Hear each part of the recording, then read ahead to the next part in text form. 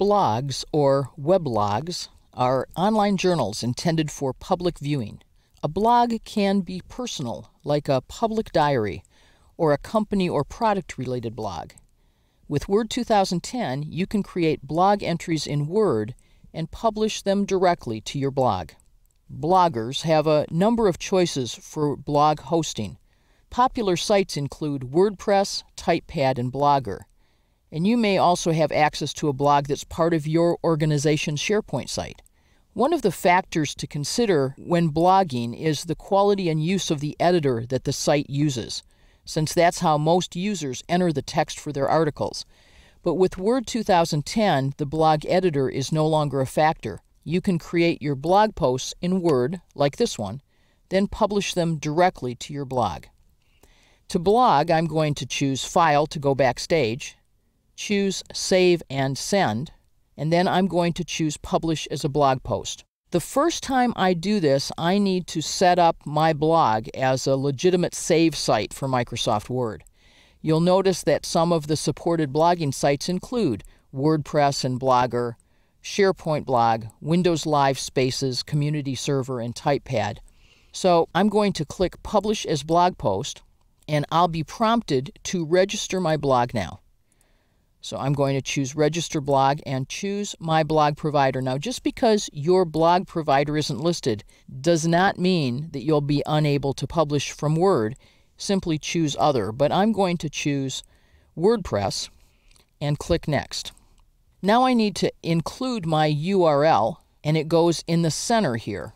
So my URL is justginny.wordpress.com.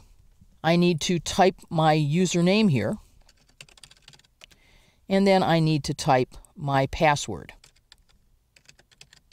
And if I want to remember it, I can. And click OK. It says when Word sends information, it might be possible for others.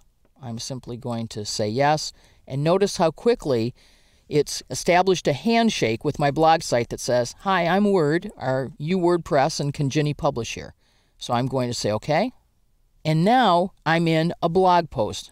Notice that I have a new document that's a version of the document I was in, and it asks me to enter my post title here. I'm going to just delete it out of my document and enter it. And I can choose a category that I've already established on my blog to post this under. So it wants me to go retrieve my list of categories. I'll be entering my information again. Might be a good time to remember this password, at least for a while. And I have a list of categories here that I created previously. This is actually uncategorized. And I'm ready now to publish. I have some choices. I can publish it as a draft, which means that it will be pushed out to my blog but kept in a back room, or I can publish it to my site, and I'm going to do that right now. And my post has now been published on my blog.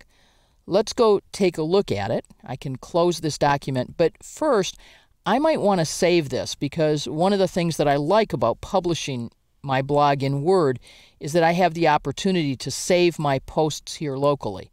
So I can save this, and I'm going to choose to save this in my document library, and it says this post was published at a particular time. I can create a new folder for it for my blog posts.